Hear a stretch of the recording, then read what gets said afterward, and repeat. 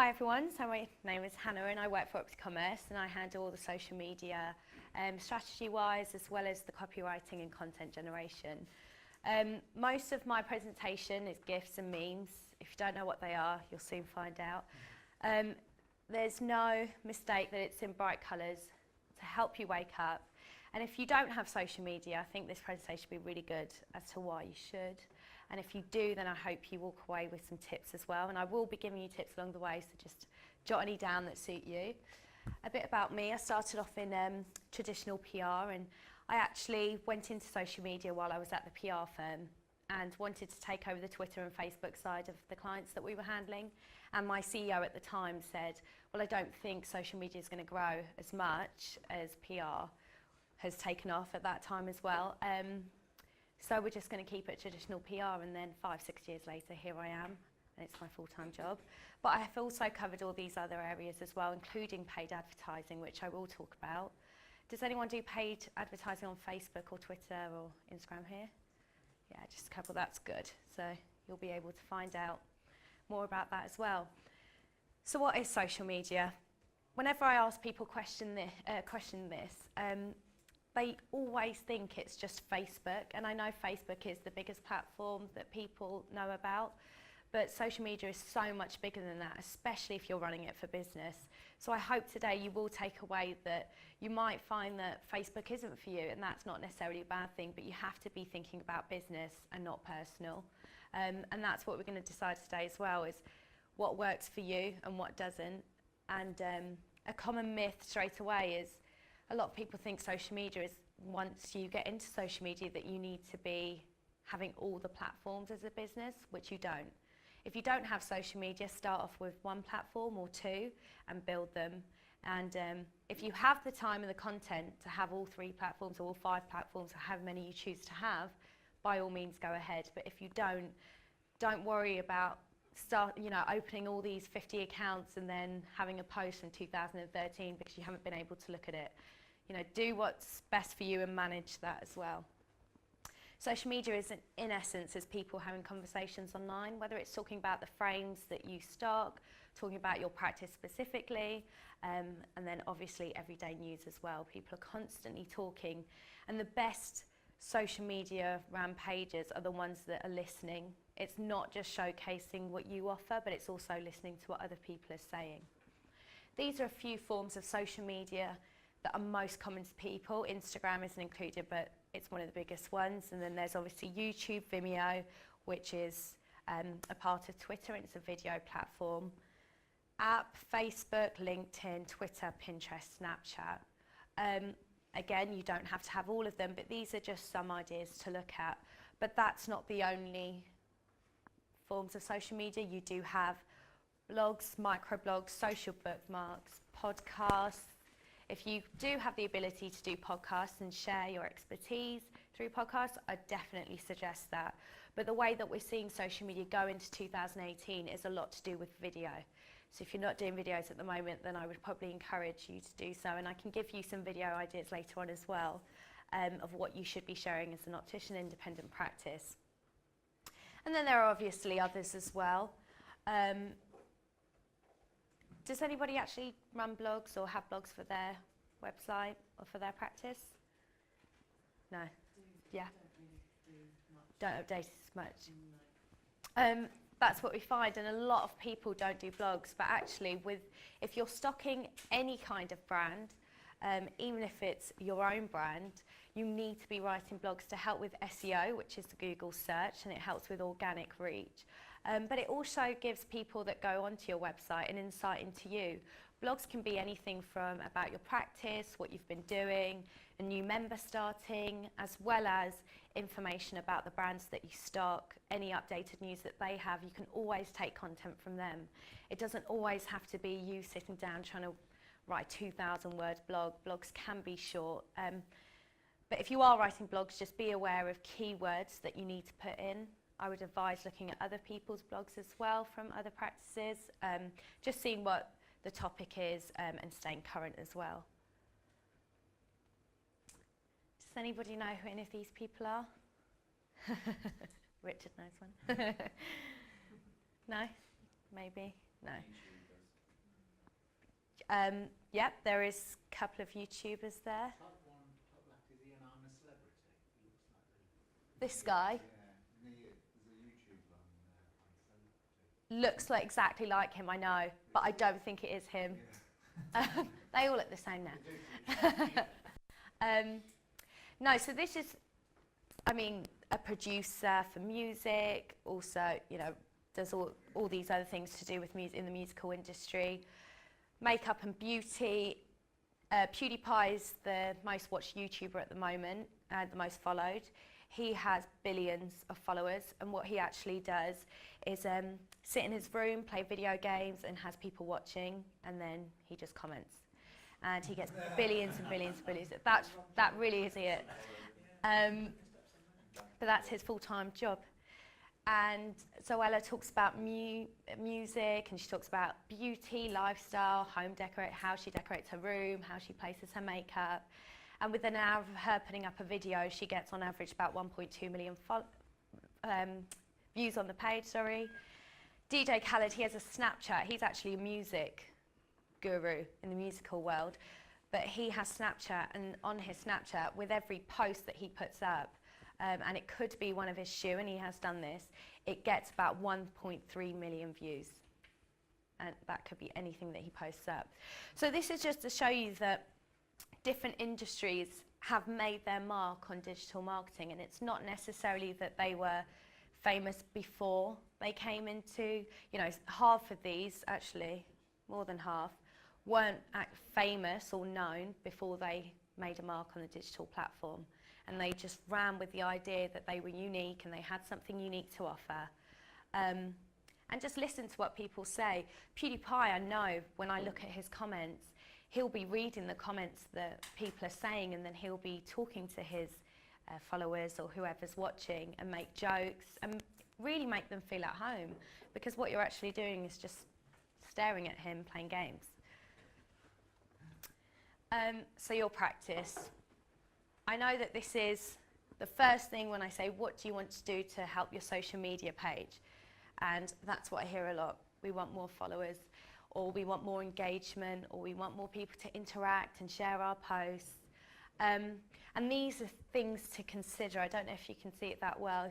Feel free to take a picture. But connection, how connected are you to the audience that you have and the followers that you have at the moment? Are you reaching out to them?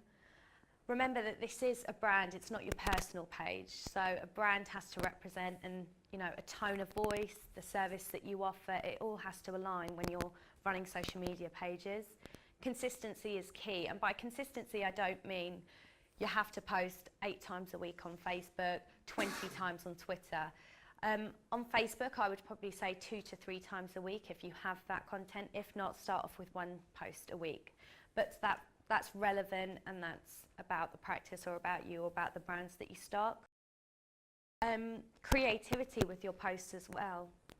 There's so much that you could do with what you're offering. It doesn't always have to be about money, 50% off here or £20 off here. It could be that you're offering a personal styling session for Tom Ford that day. So anyone that walks in, you're showcasing the Tom Ford range, and helping them identify what colours suit their face, or you probably know more than I do. But again, offers don't always have to be about money. And then collaborations as well, just seeing what other people are doing. I know that one of our clients in the middle of London, he wanted to offer anyone that went into a London sightseeing place and offer them, you know, if you go there, you get 20% off here. And so why don't you just pop into store and then come there? So there are different avenues that you can go around to get people to engage. Paid ads. If you're not running any paid ads at the moment on social media, I highly advise that you do. I would start off with Facebook, because Facebook has the most, well, it's the easiest for you to run especially, but you can definitely see the insights and what happens when you pay. And again, with Facebook, you don't have to spend a lot. With the case studies, you can see that organic reach, and that means how many people see it without you paying, is possible if the content is right. And that means everything from what you're actually writing about any post, anything you put on social media, you need to be thinking, what do I want to get out of this post? Whether it's, I want people to like it. And you'll see that what you were going to originally write will change, because your mentality of why you're putting the post up will change as well. So you may change the words. And with Facebook, again, you don't have to put a lot. The thing with paid ads on Facebook is that it's the targeting, how you target that piece of post, so making sure you narrow it down to as much as possible to who you think will like that post. On Facebook, it's very easy to just put 18 to 65, tick all the boxes that they give you, but you're not actually reaching the people that you should. So keep in mind for that as well. This is what a Facebook ad can look like. It can also appear on their Facebook feed, on their timeline. Just a quick fun fact of the day. On average, a person has, on average, about 500 friends on Facebook. You may have more or less. And what Facebook have done is changed their algorithm, because 500 friends would mean around 1,500 pieces of news every day on their timeline. So what they've done is, the people that you interact with the most, the people that you engage with the most, is who you're going to see, and they cut that down to 300 pieces of post. So really, as a brand, what you're trying to do is fight to be in somebody's 300 pieces of news. The chances of you doing that is if they regularly engage with you, meaning that you have great content that they're liking and sharing. But if you don't, you're going to have to pay to get into that. And just bear in mind that even if people are following you now and you have 500 likes on your Facebook page, you're not always appearing on their feed. So really check the insights on, how many people have seen that. And you can check that with free tools like Facebook Insights, Twitter Analytics, etc. Again, social media is not a sales tool, it's a brand awareness tool to start off with. Once you build your brand, people will buy into you, but they need to be bought into you first. If they start seeing your name everywhere with £70 off here and all these offers everywhere, they're probably not going to trust you. So these are just different forms of social media and how you can do paid advertising. And, you can increase the reach, which is how many people see it on the feed. You can have page likes, obviously that increases the likes on the page. Just bear in mind, if you do a page likes without great content, you'll see hundreds of people like the page, and then in 6 months you'll go back to square one because they've unliked or they've unfollowed, because you haven't kept them interested. This is a very, very, very important one. Couldn't have said it myself. So the links that you put out, a lot of people don't double check or triple check or quadruple check the links, that even if it's linking back to your website. Social media obviously changes and looks different when it's on an Android, an iOS, a desktop, laptop, whatever it is, it can look different. I know that's surprising, but it can. So just make sure that whatever you put out there, you're just double, triple checking the links. And if your website is really slow and it's not working, don't put anything back to your website. Make sure the website's up to date, the images are good, the graphics are good, and then you can link back to your website. If not, just don't do any links. Yeah, no offense, but some content can be really, really bad, and that's not to say that the images aren't great or the words aren't great. Sometimes it's just something like as simple as Facebook and Twitter both have different sizes of images. So just knowing the size of what you should crop that size to, even if you're showing the same image on both platforms, making sure the image size is correct is so important. And then another thing to bear in mind is Facebook as well. When you're putting up a post, how much of it is sales pitch and how much of it is just genuinely you're sharing news? Because I don't know if you've seen, but on Facebook there's something called boost post. You don't want to be doing that. You really don't want to be doing that unless you have high organic reach, and that's because boost post is almost like a bit of candy to show you, but they won't be as specific as you would an ad. So what I would suggest is putting up an ad for the same post, and you would get a much better result for the same amount of money that you would put on a boost post. And I know that people do get carried away with boost posts because it just seems like an easy option. You click a button, you put £5 or £10 in, and then you click OK. Yes, it is the easy way out, but unless you have high organic reach, you'll find that you'll keep doing that, but you're not getting consistent engagement. It's just that particular post. So just keep that in mind. Reporting is so important as well.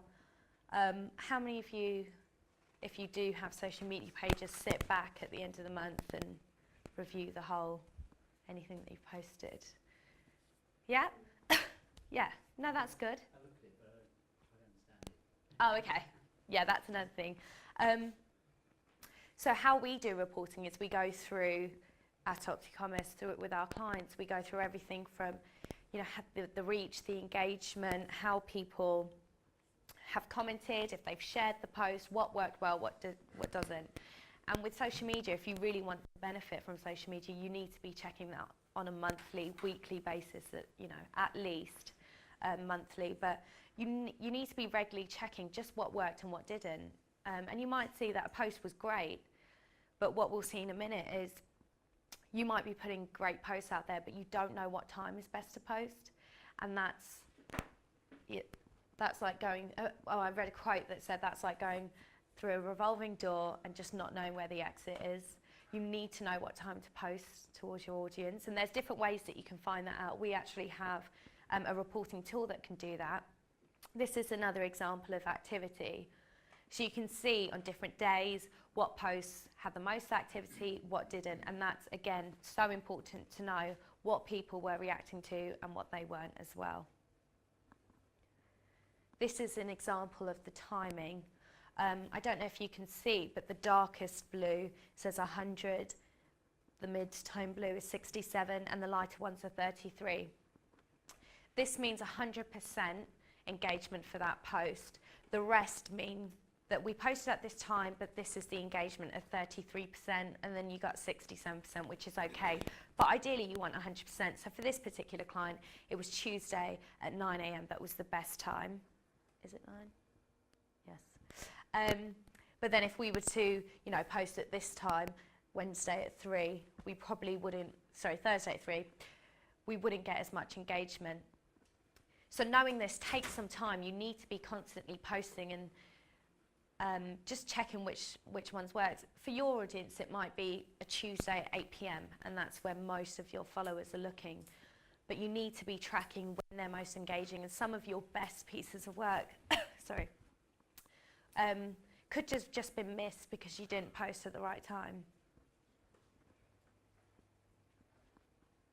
This is a great one as well. It's the top engagers. So who's you know, reacted or commented or shared the most.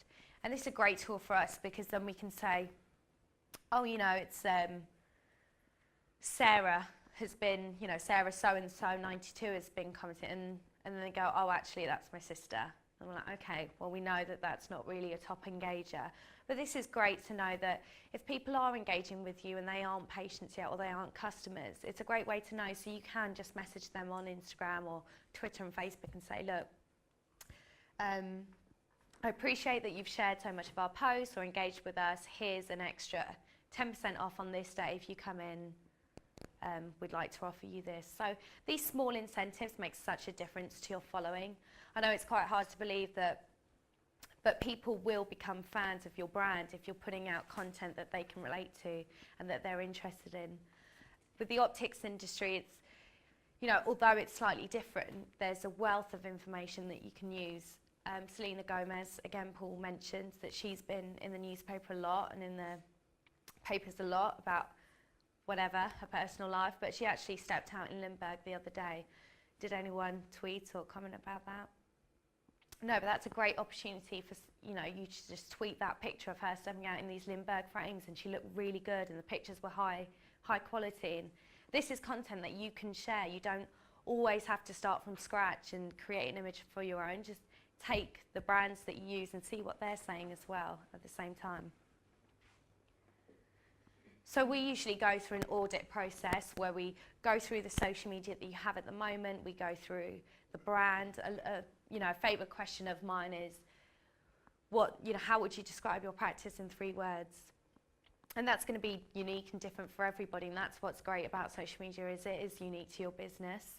If there are more than one person as well managing the social media accounts, just be careful about the tone of voice, because it can start to sound like each individual as opposed to a brand. So just making sure that you've got definitive brand values, a vision for the brand, and the tone of voice is the same. And then creating a strategy. All social media platforms need to have different strategies. If, you know, it's almost a cop-out if you're just posting exactly the same on Facebook as well as Twitter as well as Instagram, the same image, without editing, without changing the words. Twitter is very conversational, so there's no limit to how many times you can post a day. And they changed it to 280 characters now, so you can talk a lot more. And Facebook is a lot to do with the big news. You know, someone new starting your team, or a new piece of equipment that you've got, new piece of technology that you know about, any tips for the day of how to choose frames. These are great for Twitter and on Facebook, but just change it slightly. Add an image on Facebook and don't on Twitter. And then that would, once you've built that brand and we can see that you follow the strategy and we've put that into place, you will hopefully go into conversion, and then the results and the reports do that as well. You might want to take a picture of this. Just knowing, you know, what you're trying to gain from the blogs that you're putting out, social media. Does it have a consistent tone of voice? Are you staying current and on trend? And the reports as well. Have you established your goals, and are you reaching them? What services do you offer that are unique to your business? There might be, sorry, my voice is going because I've been ill this weekend. Yeah, you'll have loads of USPs as well that nobody else has, and just highlighting that is so important. Just establishing boundaries, you know. Do you want higher traffic? Is it engagement? Is it shares? Just make sure you know what that is for you and your brand. Don't try and be like everyone else. Don't always post on Facebook and never post on anything else if you have all the platforms. Make sure you're posting at the right time. And Instagram as well.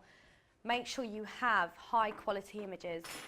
Don't post on Instagram if you don't have the quality, because you will see that you will lose followers. So just have Facebook and Twitter if you don't know how to take proper imagery. And then work on that, and then build on Instagram once you have good images of the practice, the brand, etc. Yes? Is Instagram more applicable to the younger sort of generation rather than, I mean, is there some stats for that? I'm just wondering how important Instagram is now. It's 13 to 34-year-olds, mainly. So if that's a target market, go ahead. Yeah. But that's usually the age range. So boost only really goes to your current followers or followers who follow them. Whereas an ad reaches a specific target audience that would react to the page more. And what Boost actually does, it just makes the post more known. So you might get a lot of bot accounts that like it or engage with it, but they don't like your page necessarily. Whereas an ad would direct them to the page, and then they would, if they've liked it, they've actively gone and liked it. So it just means that they would be more loyal because they've actively, whereas with Boost, it's an automated process. So you might get 10 likes, but 8 of them might be fake accounts. Can't you select who's boosting it to, like do it by an area and send as advertising? Yes, exactly. But with Boost, the background of Boost is completely different. So advertising, because you are paying for a service, it goes to people, but boosting just means it goes to bot accounts a lot. So you will just get people liking it, but they've automatically liked it. They, you know, that's why you get a lot of people that are like, oh, I didn't realise I like this, but that's usually because Facebook have just controlled that through a boost. So it does take more time with an ad. It is more time consuming, but you just get better results, I think, from an ad.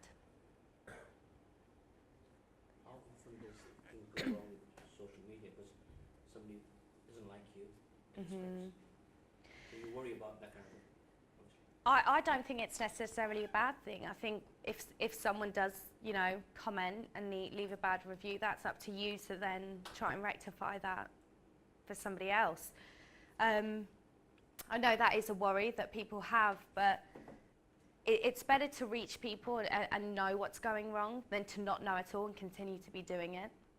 So I would say welcome bad feedback in the sense that you would change it and you reach out to them and try to rectify it. How many people have had a bad experience, and it might have been that day, it might have just been the technology that day, but you could have got them back in. But because of that one bad experience and you never touch base with them again, they never came back into store. So I think social media, yes, it can go wrong. That's obviously people having conversations online and they are going to be talking about it and their opinions are shared. But I don't think that's necessarily a bad thing. But it's, obviously up to the individual. You see, like, reviews on TripAdvisor, don't you? You see, like, Yeah. people reviewing hotels badly and stuff like that. And then some cases the hotel manager responds really aggressively and make you think, well, I don't want to go there. Mhm. But in many cases, you see the hotel manager respond nicely and say, oh, sorry, we've amended that. And then it makes you think more about going there, doesn't it? Yeah. It's a similar sort of thing. No, exactly. And I think as well with hotels it's slightly different as well, but with the optics industry, anybody new that comes in from the get-go, from the minute they walk in, they're going to be analysing you whether they put it on social media or not. So yes, social media is a great way to get them known if they haven't been into the practice before, but if they have, it's a great way for them to share their great experiences, and they will always outweigh the bad. So anyone that you do have that that comes in that has social media, it's a great way to say, well, we have Facebook or we have Twitter, could you leave us a review, or could you take us, a selfie with your new glasses? And yes, it might feel uncomfortable in the beginning, but everybody's doing it, whether you see it or not. Usually when people do get new frames, they will take a picture.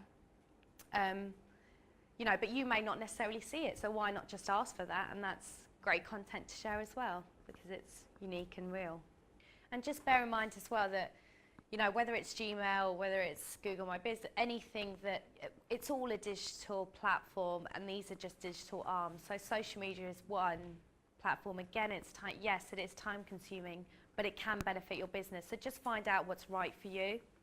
And you might find that most of your current patients or current customers are actually on Facebook, and you only post on Twitter. So just finding that information out by just speaking to them is crucial as well. But it's a digital arm. So you mentioned Instagram 13 to 34, really. So yeah. Facebook, what's its main area, age? The average age now for Facebook is actually 45. So what we're finding is as new, and you'll see later on the statistics of video, anything that's got video attracts a much younger audience. Mm-hmm. And then what happens is as the older platforms become sort of obsolete with younger ages, then the more mature ages actually then come into those platforms. And that's what we're seeing at the minute. Facebook are doing a lot of video recently to try and bolster that back up. And that's where we're seeing Facebook go in the next few months as well. It's going to become mainly videos, especially for brands. If you're not putting out videos, in 2018, you're going to see a rise in video across all platforms, but especially Facebook. Now it's about less, even if you're not doing it now, it's about less words, more images, high quality memes, GIFs, anything that you're trying to portray, using memes and GIFs or videos that relate. What are memes? I know what GIFs are. I don't know. So GIFs are the ones that are moving. Memes aren't. They're just still images with some writing on it that may not necessarily reflect the picture, but just a bit of a joke. Facebook as well, if you're doing an advert, if you've got too much words on your advert, It won't let you post it, exactly. Yeah. And even if it won't it's... appear from these people, remove some of these words. Exactly, remove the So the text, image because rich. Facebook also want to help you, so they don't want you to post anything that's not going to show. But even if it's, you're not allowed a certain amount of text, and if it's over that, but even if you're just under the cusp, the chances of you seeing, being seen that particular boat is quite low as well. So less text if you can, and if you are, just make the image really captivating, the text really, gripping, that people will actually stop to look at it. But yeah, that's me for now. Thank you.